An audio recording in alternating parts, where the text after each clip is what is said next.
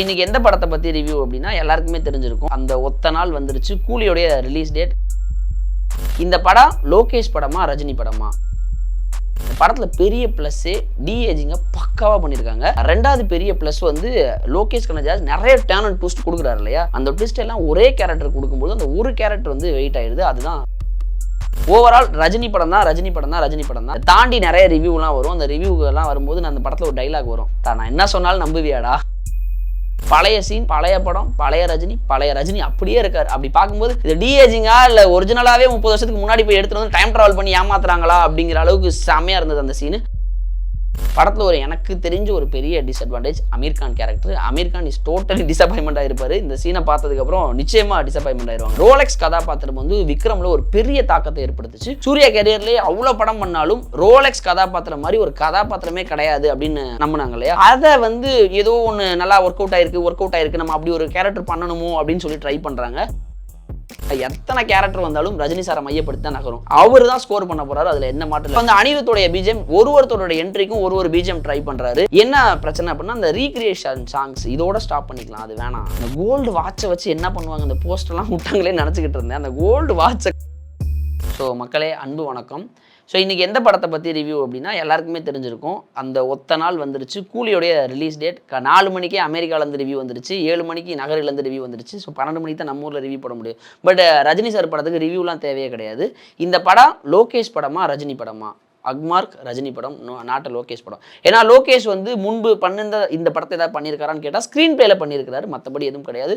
Overall Rajini படம் தான் ரஜினி படம் தான் இதை தாண்டி நிறைய ரிவ்யூலாம் வரும். அந்த ரிவ்யூலாம் வரும்போது நான் அந்த படத்தில் ஒரு டைலாக் வரும், நான் என்ன சொன்னாலும் நம்புவியாடா அப்படின்னு ஒரு டைலாக் வரும். அந்த டைலாக் தான் நான் வைக்கணும். என்ன காரணம்னு கேட்டிங்கன்னா, இந்த படத்தை பற்றி நீங்கள் நெகட்டிவ் ரிவ்யூவாக எடுக்கிற அளவுக்குலாம் ஒன்றும் கிடையாது. அதே மாதிரி ஓவர் ஹைப் பாசிட்டிவாகவும் ஒன்றும் கிடையாது. ஒரு நார்மல் ஒரு படம் போய் பார்க்கலாம் தேட்டரில். ஏன்னா அந்தளவுக்கு ஒர்க் கொடுத்துருக்காங்க. மோஸ்ட் ஹைப்டு படங்கள் மட்டும்தான் அது நெகட்டிவ் ரிவ்யூஸாக வரக்கான வாய்ப்புகள் இருக்குது, மற்றபடி எதுவுமே கிடையாது. இந்த படத்தில் பெரிய ப்ளஸ்ஸே டிஏஜிங்க பக்காவாக பண்ணியிருக்காங்க. ரெண்டாவது பெரிய ப்ளஸ் வந்து லோகேஷ் கனகராஜ் நிறைய டேர்ன் அண்ட் ட்விஸ்ட் கொடுக்குறாரு இல்லையா? அந்த ட்விஸ்ட் எல்லாம் ஒரே கேரக்டர் கொடுக்கும்போது அந்த ஒரு கேரக்டர் வந்து வெயிட் ஆயிடுது. அதுதான் சௌபின் சுபேர் கேரக்டர். ஸோ இது ரஜினி படமா லோகேஷ் படமான்னு கேட்டேன்ல, சௌபின் சுபேரோட படம் தான், அதில் மாற்று கருத்தே கிடையாது. ஸோ முதல்ல நான் கதையை ஒரு ஒன்லைனில் சொல்லிடுறேன்.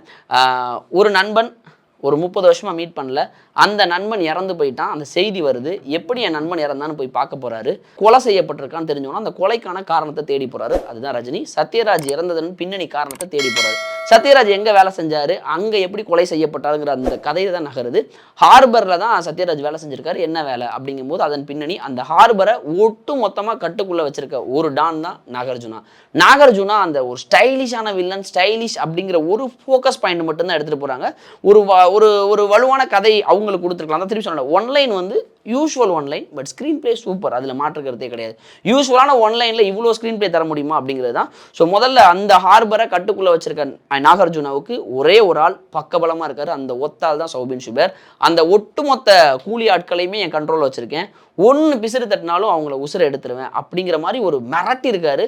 ஸோ ஒரு கட்டத்தில் போலீஸ் அந்த என்கொயரிக்குள்ளே அந்த ஹார்பருக்குள்ளே என்ன தான் நடக்குது அப்படிங்கிறத மல்டிபிள் டைரக்ஷனில் உள்ளே வர ட்ரை பண்ணுறாங்க. யார் உள்ளே வந்தாலும் ஸோ அந்த கதையை முடிக்கிறதுல ஒரு வல்லவனாக தான் சௌபின் சுபேரை காட்டுறாங்க. டக்குன்னு ஒரு சீன் வருது, இந்த இறந்து போகிற பாடியெல்லாம் தெரிஞ்சால் கவர்மெண்ட் வந்து இவங்களை வந்து சீக்கிரமாக உள்ளே வந்து மொத்த கேங்கையும் பிடிச்சிருவாங்கும் போது இந்த பாடியை டிஸ்போஸ் பண்ணணும், அது என்ன பண்ணுறதுங்கிற அந்த பாடியை டிஸ்போஸ் பண்ணுற ஒர்க்கை தான் சத்யராஜிட்ட போய் ஹெல்ப் கேட்குறாங்க. ஒரு கட்டத்தில் சத்யராஜ் எப்படி செத்தார் அந்த டோர்ன் டிஸ்க்குலாம் போவேன்னா, ஒரு கட்டத்தில் அந்த பாடியை டிஸ்போஸ் பண்ணும்பொழுது அதுலேயே ஒரு பாடியாக வந்து விழுறது சௌபின் சுபேர். என்னடா இவர் தானடா எல்லாத்தையும் கொண்டுகிட்டு இருந்தார், இவரை யாரா கொண்டானா? கொன்னது யாருன்னா வில்லன் நாகார்ஜுனா. இதுக்கப்புறம் அவர் ஏன் கொண்டார், எது கொண்டாருங்கிற கதைக்குள்ள நான் போக மாட்டேன். ஸோ சௌபின் சுபேரை நாகார்ஜுனாவே கொண்டாடுறாரு. கொண்டு முடிச்சதுக்கப்புறம் தான் அங்கே ட்விஸ்ட் ஒரு 3 சீன். அதாவது சௌபின் சுபேர் செத்து போயிட்டாரு, நாகார்ஜுனாவுக்கு துரோகம் பண்ணிட்டாங்க, புதைக்க சொல்லி ரஜினி சார் அனுப்புகிறாங்க. ரஜினி சார் புதைக்கும் பொழுது மழை வருது, டக்குன்னு செத்து உள்ளே புதைஞ்சு கிடக்கிற ஒரு ஆள் மேலே கையை தூக்கிட்டு வர்றாரு. இட்ஸ் எ மெடிக்கல் மிராக்கிள், கோடியில் ஒருத்தனுக்கு தான் அப்படி நடக்கும் அப்படின்னு ஒரு பில்டப் கொடுக்குறாங்க. ஸோ அந்த சகதியோட வந்து இப்படி லைட்டாக அந்த சகதியெல்லாம் எடுக்கும் பொழுது அப்படியே நீங்கள் ஃப்ளாஷ்பேக் போனீங்க அப்படின்னா ஃபகத் ஃபாசில் ஒரு ஆக்டராக, மலையாள ஆக்டராக தமிழில் கொண்டு வந்து கொடுத்தாங்க தெரியுமா, அந்த கேரக்டரை பிச்சு சாப்பிட்ற சௌபின் சுபேர். அதுக்கப்புறம் அந்த கேரக்டர் என்ன பண்ணுதுங்கிறது மட்டும்தான் கேள்வி. சௌபின் சுபேரை பாவம் பார்த்து ரஜினி அங்கே விட்டுட்டு வர்றாரு. இங்கே வந்தோன்னா நாகார்ஜுனா சொல்கிறாரு, உன் நண்பனை கொன்னதே சௌபின் சுபேர் தாங்கிறாரு. இதுதான் ஃபர்ஸ்ட் ஹாஃப் முடிச்சிருங்க, செகண்ட் ஹாஃப் எப்படி லீட் ஆகுதுன்னு நீங்களே யோசிக்கலாம். ஸோ இப்போ அந்த சௌபின் சுபேர் கேரக்டர் ஒன்று பண்ணுதில்ல, மிரட்டி எடுக்கிறார். ஒரு கையில் ஒரு விலங்க போட்டுட்டு கழுத்தில் விலங்க போட்டுட்டு ஒரு ஊர் முழுக்க போய்கிட்டு அடித்து தோச்ச சீக்கிரம் இதெல்லாம் வந்து லாஜிக்காக நம்பவே முடியாதுங்கிறவங்கள. ஆனால் நடிப்பு அவ்வளோ தூரம் எக்ஸ்ட்ரானரியாக இருக்குது. அதில் வந்து மாற்றுக்கிறதே கிடையாது. இந்த ஃபர்ஸ்ட் ஆஃப் போர்ஷன் சௌபின் ஷுபேரோட போகுது. இன்டர்மிஷனில் சௌபின் ஷுபேரை ரஜினி பழி வாங்கணும், ஆனால் ரஜினியை பயன்படுத்துகிறார் சௌபின் ஷுபேர். இதுலேருந்து கதை எப்படி போகுதுங்கிற ஒரு ஃப்ளாஷ்பேக் உள்ள தான் போகிறாங்க. ஸோ அதில் வந்து மாற்றுக்கிறதே கிடையாது. ஒரே ஒரு சீன் சொல்லலாம். அந்த ஒரு இன்டர்மிஷன் ஷாட்க்கு பின்னாடி வரும் சௌபின் ஷுபேரோட கழுத்தில் விலங்கு கையில் விலங்கு ஒரு கத்திட்டு ஒரு ஆக்ரோஷமாக அந்த பழி வாங்குறக்க ஒரு தேடல் இருக்கும்ல, அதெல்லாம் வந்து எக்ஸ்ட்ரா நிறைய பிச்சு உதறிட்டார். அதெல்லாம் மாற்றுக்கிறதே கிடையாது. ஸோ ஃபர்ஸ்ட் ஆஃப் முழுக்கவே சௌபின் ஷுபேர் தான் இந்த ஒட்டுமொத்த கதையும் தாங்கியிருக்கிறார். அதில் மாற்றுக்கிறதுல படத்தோட ப்ளஸ் மைனஸ்ன்னு பார்த்தா ரஜினி சாருடைய அந்த 50 இயர்ஸ்க்காக என்னென்னமோ போட்டிருக்காங்க, எல்லாமே பிளாஸ்ட். ஸோ அவரை இந்த வயசுக்கு கஷ்டப்படுத்திடக்கூடாது அப்படிங்கிறதுக்காக நிறைய கேமரா ஆங்கிள் விட்டு விளையாடி எடுத்துருக்குறாங்க. அவ்வளோ டெக்னிக்கல் ஒர்க்கால் அந்த ஃபைட் சீன்லாம் பார்த்தீங்க அப்படின்னா அவ்வளோ எஃபோர்ட்டாக எடுத்து பண்ணியிருக்காரு ரஜினி சார் அப்படிங்கிற மாதிரியான ஒரு தோற்றத்தை கொடுத்துருக்காங்க. அவரும் எஃபோர்ட் எடுத்திருக்காரு, அதில் மாற்று கருத்தே இல்லை. ஏன்னா அவ்வளோ நீங்கள் ஒட்டுமொத்தம் காண முடியாது. பட் அந்த டெக்னிக்கல் ஒர்க்காக அந்த கேமரா ஆங்கிள்லாம் ஃபேண்டாஸ்டிக். அதில் வந்து மாற்றுக்கிறதே கிடையாது. அவ்வளோ அழகாக ஸ்டண்ட் கோரியோகிராஃப் பண்ணியிருக்காங்க, அவ்வளோ எஃபோர்ட் எடுத்திருக்காங்க. அதனால தான் அந்த அவுட்புட் எல்லாமே நல்லா வந்திருக்கு. அது முடிச்சோன்னே ஸோ நீங்கள் இந்த ஃபர்ஸ்ட் ஆஃப் சொல்லிட்டேன் இல்லையா, அதுக்கப்புறம் ஃப்ளாஷ்பேக்லாம் விட்டுங்க. நாகார்ஜுனாவை போய் எப்படி போகிறாரு, அங்கே எப்படி பழி வாங்குறாரு, இவர் எப்படி பழி வாங்குறாங்கிறதான் கதையாக இருக்க போகுது. அதில் ஒன்றும் மாற்றுக்கிறது கிடையாது. பட் கிளைமேக்ஸில் அந்த ஒரு லாஸ்ட் 20 நிமிஷம் ரஜினி யார், 30 வருஷமாக என்ன பண்ணார், 30 வருஷத்துக்கு முன்னாடி என்ன பண்ணார் அப்படின்னு சொல்கிறாங்க. மொத்தம் ஒரு 8 ஃப்ரேம் சொல்கிறேன். இந்த 8 ஃப்ரேம்காகவே படம் பார்க்கலாம். ஃபஸ்ட்டு 30 வருஷத்துக்கு முன்னாடி ரஜினி சத்யராஜ் நண்பர்களாக இருக்காங்க, காரில் உட்காந்துருக்காரு. ஸோ இன்னையோட சரக்க விட்றேன்னு சொல்லி என்னைக்கு நான் சாப்பிட்றேனோ அன்னைக்கு குடிச்சுக்கோ அப்படிங்கிறாரு. அன்னைக்கு சத்தியம் வாங்குறாரு. அங்கே ஒரு ஃப்ரேம் வைக்கிறாங்க. ஸோ அந்த 30 வருஷத்துக்கு முன்னாடி 2 பேரும் எவ்வளோ பாண்டிங்காக ஒரு நண்பர்களாக இருக்காங்க அப்படிங்கிறதுக்கான ஒரு ஷாட் அங்கே வைக்கிறாங்க.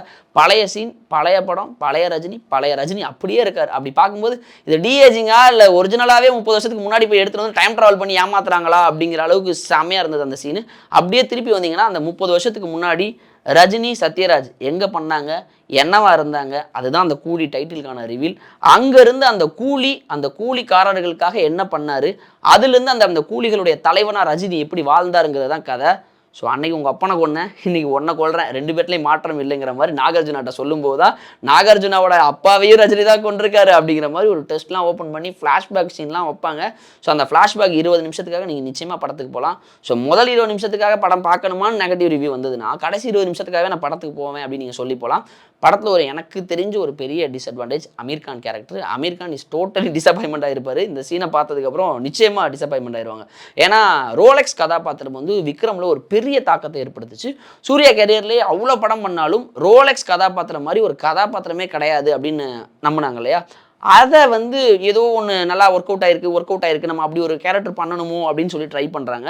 ஸோ அமீர் கான் வர்றாரு. அமீர் கான் வந்தோன்னே 2 கன்று எல்லாரையும் சுட்டு போட்டு கொள்ளு அப்படிங்கிற மாதிரி, அவ்வளோதான், வேறு எதுவுமே கிடையாது. ஸோ அந்த மாசா கார்டை ட்ரை பண்ணியிருக்காங்க. பட் ஒர்க் அவுட் ஆகலை அந்த சீனு. உபேந்திரா 2 சீனில் பண்ணுறாங்க. அந்த ஃப்ளாஷ்பேக் 30 வருஷத்துக்கு முன்னாடியும் உபேந்திரா ரஜினி சாரோட இருக்காரு, அங்கேயும் ஃபைட் பண்ணுறாரு, இங்கேயும் வந்து ஃபைட் பண்ணுறாரு. ஸோ அந்த மாதிரி கனெக்ட் பண்ணியிருக்காங்க. அவங்களுக்கு கூட ஒரு சீன் ஜெயிலரையும் கையில் எடுத்திருக்காங்க, விக்ரமையும் கையில் எடுத்திருக்காங்க, நிறைய மிங்கிள் பண்ணி எடுத்திருக்காங்க. பட் இந்த வயசில் ரஜினி சாரை இவ்வளோ அழகாக எடுத்துக்கொண்டு போய் இவ்வளோ மாசாக நிறைய சீன்ஸ் வைக்க முடியும் அப்படின்னா அது பெரிய விஷயந்தான். உபேந்திராலாம் ஓகே, அவருக்கான ரோலை சாப்பிட்டு போயிட்டார் அப்படி தான் சொல்லணும். பட் கதையை பொறுத்த வரைக்கும் ரஜினி சார் படமான்னு நான் கேட்டதுக்கு உண்மை தான். இந்த ரஜினி சார் படங்கிறது எங்கே நிரூபிக்குதுன்னா அந்த பழைய கதையை கொண்டு வந்து மேட்ச் பண்ணுறாங்கல்ல, அங்கே தான் நிற்கிது. அதை பார்க்கும்பொழுது அவ்வளோ என்த்துவாக ஆடியன்ஸ் என்ஜாய் பண்ணுறாங்க. இன்னொரு 5 நிமிஷம் அந்த ஃப்ளாஷ்பேக் போர்ஷன் ஏதாவது பண்ணி ஒர்க் பண்ணியிருக்கலாமே அப்படின்னு எதிர்பார்க்குற மாதிரி தான் இருந்துச்சு. மற்றபடி படத்தில் வந்து நீங்கள் ரொம்ப ஹைப்லாம் தேவையில்லை, நீங்கள் டீசெண்டாக போங்க. எத்தனை கேரக்டர் வந்தாலும் ரஜினி சாரை மையப்படுத்தி தான் நகரும். அவர் தான் ஸ்கோர் பண்ண போகிறாரு, அதில் என்ன மாற்றம் இல்லை. சௌபின் ஷுபேர் வந்தாலும் ரஜினி தான் ஸ்கோர் பண்ண போகிறாரு, அமீர் கான் வந்தாலும் ரஜினி சார் தான் ஸ்கோர் பண்ண போகிறாரு, அதில் மாற்றுக்கிறதே கிடையாது. ஸோ யாரை ஒருத்தர் மையமாக வச்சு கதை வருதோ அவங்க தானே ஹீரோ. அப்புறம் யார் ஹீரோ? இந்த படத்தில் வந்து யார் ஹீரோலாம் சொல்ல தேவையில்லை. கதை ஹீரோவான்னு கேட்டால் ஒரு யூஷுவலான கதை, பக்கா ஸ்க்ரீன் பிளே. அதனால் ரஜினி சார் ஸ்கோர்டு தான். நிச்சயமாக படம் அந்த ஒன் டைம் வாட்சபுள் அப்படிம்பாங்க. ஒரு முறை பார்க்கலாம், 2வது முறை ரஜினிக்காக மட்டுமே பார்க்கலாம். நான் சொன்ன மாதிரி தான் அந்த ரஜினியோட அந்த டிஏஜிங் ஒர்க் உண்மையாலுமே கம்பேர் நிறைய படங்கள் இப்போ வந்து நிறைய பண்ணுறாங்க இல்லையா, நிறைய படங்கள் பண்ணாலும் இந்த படத்தில் டிஏஜிங் ஒர்க் வந்து ரொம்பவே பக்காவாக ஒர்க்காக இருக்குது. ஸோ படத்தில் வந்து அனிருத்தோடைய பிஜிஎம் ஒருத்தரோட என்ட்ரிக்கும் ஒரு பிஜிஎம் ட்ரை பண்ணுறாரு. அது வந்து ஒரு பெரிய அளவில் முணுமுணுக்கிற மாதிரி இல்லை, அது ஒரு நேரங்களில் இல்லை, ஆனால் தாங்கி பிடிக்குது கதையை. என்ன பிரச்சனை அப்படின்னா அந்த ரீக்ரியேஷன் சாங்ஸ் இதோட ஸ்டாப் பண்ணிக்கலாம், அது வேணாம் ப்ளீஸ். உண்மையாலுமே இப்போ நம்ம அது வேணாம்னு நினைக்கிறோம். ஏன்னா இந்த படத்தில் ரீக்ரியேஷன் சாங் போட்டாங்க, நிச்சயமாக சொல்கிறேன் யாருக்குமே அந்த பாட்டு எதுவுமே ஞாபகம் இருக்காது. ஏன்னா அது ஸ்கோர் ஆகலை, அது பொருத்தம் இல்லாத இடத்துல வந்து பொருத்துறாங்களோ அப்படின்ட்டு. ரஜினி சார்லாம் சும்மா கேஷுவலாக விட்டிங்கனாவே அவர் அந்த ஸ்டைலுக்கு அது கேஷுவலாக சிரிச்சுக்கிட்டே ஃபைட் பண்ணி செம்மையாக செஞ்சுட்டு போயிடுவார். அந்த மாதிரியான ஒரு பாத்திரம் வச்சிருக்கலாம், அங்கே மிஸ்டேக். பட் இந்த பழைய சாங்ஸ் வேணான்னு தான் எனக்கு. பழைய சாங்ஸ் அப்படியே விட்டாவது அந்த சாங் நல்லா இருக்கும், அதை கொண்டு வந்து இங்கே பொறுத்துறதுங்கிறது பொருந்தவில்லை. பட் இந்த சத்யராஜோட அந்த நட்பு சொல்லும் பொழுது அவர் எமோஷனலாக நடிக்கிறது, ரஜினி சார் நடிக்கிறது, ஸோ அதெல்லாமே பிளாஸ்ட். கடைசியில் அந்த இந்த கோல்டு வாட்சை வச்சு என்ன பண்ணுவாங்க, அந்த போஸ்டெல்லாம் விட்டாங்களே நினச்சிக்கிட்டு இருந்தேன். அந்த கோல்டு வாட்சை கொக்கி போட்டு ஒரே ஒரு சீனில் யூஸ் பண்ணி அவ்வளோ வாட்சை வேஸ்ட் பண்ணிட்டாங்க, எனக்கு அது ரொம்ப வருத்தமாக இருந்துச்சு. ரெண்டாவதாக ரஜினி சாருடைய 50வது வருடம் அப்படிங்கும்போது அந்த ட்ரிபியூட் வீடியோ சொன்னேன் இல்லையா, ஸோ அந்த கிளிப்ஸ் எல்லாத்தையும் மேட்ச் பண்ணி ஒரு ஃபஸ்ட்லேயே ஒரு மேஷப் போடுறாங்க. அந்த கிளிப்ஸை மேட்ச் பண்ணி தான் அந்த லாஸ்ட் ஃபைனல் சீன், அந்த பீடி குடிக்கிற சீனை மேட்ச் பண்ணி நிறைய விஷயங்கள் பண்ணுறாங்க. ஸோ ஒட்டு மொத்தமாக ரஜினி சாரை ஒரு கம்ப்ளீட் அந்த ஒரு ஸ்டைலிஷான ஒரு ஹீரோவை காமிப்பாங்க இல்லையா, அப்படி காமிச்சிருக்காங்க. ஸோ அதில் எந்த மாற்று கருத்தும் இல்லை. பட் லோகேஷ் படமான்னு கேட்டால் கிடையாது, நிச்சயமாக லோகேஷ் படம் இல்லை, ரஜினி சார் படம், ரஜினி சாருக்காக பண்ணியிருக்காங்க. ஸோ நெல்சன் ஒன்று ட்ரை பண்ண மாதிரி அந்த 3 பேரை கொண்டு வந்து கடைசியில் மேட்ச் பண்ணுறாங்க. ஸோ அதெல்லாம் பேக்ரவுண்ட் சீனே மாற்றல, அதே படத்தில் அந்த 3 பேர் இருக்கும்போது அந்த புல்டோசர்லாம் வச்சு அதே பின்னாடி பேக்ரவுண்ட் எடுத்திருப்பாங்க, அதே பேக்ரவுண்ட் எடுத்த மாதிரி காமிச்சிட்டாங்க. அதெல்லாம் தேவையில்லாத சீன்லாம் சொல்ல முடியாது. அந்த இடத்துலையுமே அமீர்கானை கூட்டிகிட்டு வந்துட்டோமோ அப்படிங்கிற ஒரு வலுக்கட்டாயத்துக்காக சில சீன்ஸை அமீர்கானை வர வச்சாச்சு, இந்த சீனை வைக்கணுங்கிறதுக்காக வச்ச மாதிரி இருக்குது, அதுதான் பொருந்தவில்லை. மற்றபடி பக்கா. Upendra super, Soubin super. சத்யராஜை விட்டுட்டேன், சத்யராஜ் அவர்களுக்கு பெரிய ரோலான்னு கேட்டால் கதை அவரை வச்சு நகர்றதுனால கதை அவரை நோக்கி நகருது, அப்படி தான். மற்றபடி ஒரு வலுவாக கொடுத்துருக்கலாம் அப்படின்னு தான். ஏன்னா அவர் செத்ததுக்கப்புறம் வந்து ஏன்னா ஃப்ளாஷ்பேக் சீன்லையாவது சத்யராஜுக்கு இன்னும் கொஞ்சம் சீன்ஸ் வச்சுருந்துருக்கலாம், ரஜினி சாரோட சேர்த்து காம்பினேஷன் ஷாட்ஸ் வச்சுருந்தா பிச்சு உதறி இருக்கும். 2 பேரும் 30 வருஷத்துக்கு முன்னாடி அப்படி இருக்காங்க. அந்த சீனை பார்க்கும்போதே அதில் ஒரு 4 டைலாக் எக்ஸ்ட்ரா வச்சுருந்தீங்கன்னா இன்னும் பிளாஸ்ட் தெரிச்சிருக்கும். பட் பரவாயில்ல, நான் அந்த சீன் வச்சிங்களே அப்படிங்கும்போது நான் 8 சீன் சொன்னேன்ல, ஃப்ளாஷ்பேக் சீன் 30 வருஷத்துக்கு முன்னாடி கூலியாக வரக்கூடிய ரஜினி சார், அவரோட வரக்கூடிய உபேந்திரா, அவங்க பண்ணுற ஃபைட், இப்படிங்கிற அந்த சீக்வன்ஸ் எல்லாமே சும்மா தெரிக்குது. ஸோ நான் ஆரம்பத்தில் சொன்ன மாதிரி தான், படம் நல்லா இல்லை அப்படின்லாம் யாராவது சொன்னாங்கன்னா, நான் அந்த படத்தில் அந்த கல்யாணின்னு ஒரு கேரக்டர் ஒரு டைலாக் பேசுவாங்க, மிரட்டி எடுத்துருக்காங்க. ஸோ அவங்க சொன்ன டைலாக் தான், நான் என்ன சொன்னாலும் நம்புவியாடா அப்படிங்கிற மாதிரி தான். ஸோ நான் இப்போவும் சொல்கிறேன், இது என்னோட ஒப்பீனியன் தான். நான் என்ன சொன்னாலும் நீங்கள் நம்ப தேவையில்லை, போய் படத்தை பாருங்கள். பியூர் தலைவர் சம்பவம், அவ்வளோதான். அங்கே போய் பார்த்தீங்கன்னா அந்த படம் ஓகே ஸோ சூப்பர் அப்படின்னு கொண்டாடுற வகையாக இருக்குது. நீங்கள் அங்கே போய் பாருங்கள், அங்கே போய் பார்த்துட்டு சொல்லுங்கள். இது என்னுடைய ஒப்பீனியனில் அந்த ரீக்ரியேஷன் சாங்ஸ் அவாய்ட் பண்ணியிருக்கலாம். So better. ரஜினி சாருக்கு இன்னும் கொஞ்சம் ஏதாவது வந்து விசில் அடிக்கிற மாதிரி 4 சீன் தான் இன்னொன்று எக்ஸ்ட்ரா வைங்களேன், எங்களுக்குலாம் அதான் வேணும் அப்படின்னு கொண்டாடுவோம்ல, இன்னும் கொஞ்சம் 4 சீன் வச்சுருந்தா சந்தோஷப்பட்டிருப்போம். பட் பரவாயில்ல, இது போதும் அப்படிங்கிற மாதிரி இருக்குது. இன்னும் நாகார்ஜுனா ஃபேன்ஸ்லாம் சந்தோஷமாக இருப்பாங்க, நிறைய ஸ்பேஸ் கொடுத்துருக்காங்க. முக்கியமாக திடீர் சௌபின் ஷுபைர் ஃபேன்ஸ் அசம்பிள் ஹியர் அப்படின்னு ஒரு கூட்டமே வரப்போகுது, அதில் மாற்றுக்கிறதே கிடையாது. ஸோ படம் எப்படி இருக்குங்கிறத நீங்களும் போய் தேட்டரில் பாருங்கள், நிச்சயமாக ஒர்த்து வருமா, ஒர்த்து பார்க்கலாம்.